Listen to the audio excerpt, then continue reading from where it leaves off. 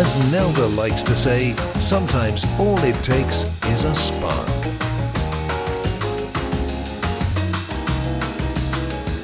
Let's just kind of transition and talk about helicopter parenting, because I know that is kind of where the trend has gone. And so could you describe helicopter parenting to us? I can, but with the caveat beforehand that people think that I'm the anti-helicopter mom, and I actually am part helicopter on my mother's side. I mean, I'm not an unnervous parent, so I totally believe in prudent safety. You know, seat belts, helmets when you're riding a bike, mouth guards when you're playing a game. In fact, when my kid was 10 years old and we had a football party for him, and that was the gift I gave all the kids. Woohoo, really fun. The mom, no, like, no candy, you're getting a mouth guard. But the helicopter parenting term refers to the idea of like a helicopter. What does it do? It stays in one place and it can look down on one thing for as long as it wants. And it's generally there because something bad is going on or they want to prevent something from going on.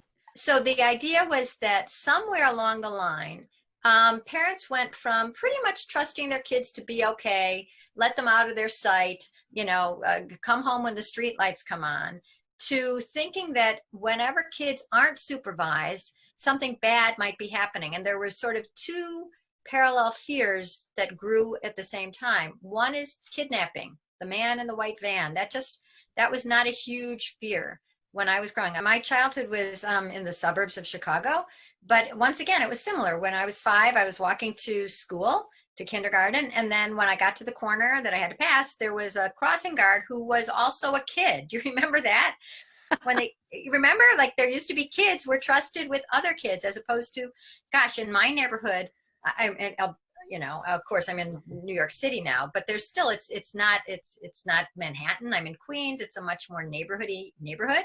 And when the crossing guard, who's an adult, is not available, they block off the entire street with a cop car, you know, with the just because, like, God forbid, a child, usually it's a child with a parent at this point, should be expected to cross the street without a crossing guard. I mean, it's just become taboo.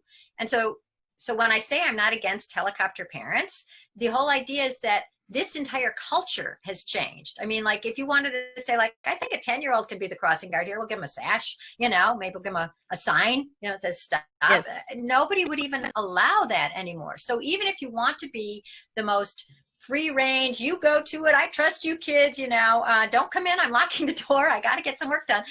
You can't even be that parent anymore because the culture has become so concerned, A, about the, you know, the kidnapping in the white van, but then the other fear is that your kids are going to fall behind.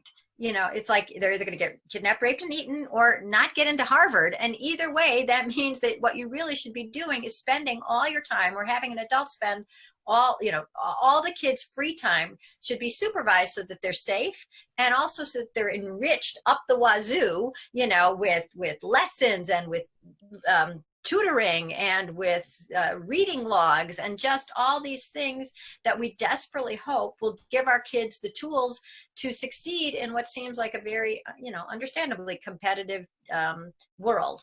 And so the childhood that you and I had has almost evaporated, because the idea of you being a 5-year-old on your bike in a field with other kids batting down the, you know, the wheat so that there's paths through there, that sounds like something out of a nature documentary. You know? Yes. That sounds like public television is going to follow you and say, this is what children did in the 1972. You know, it's just, it's gone.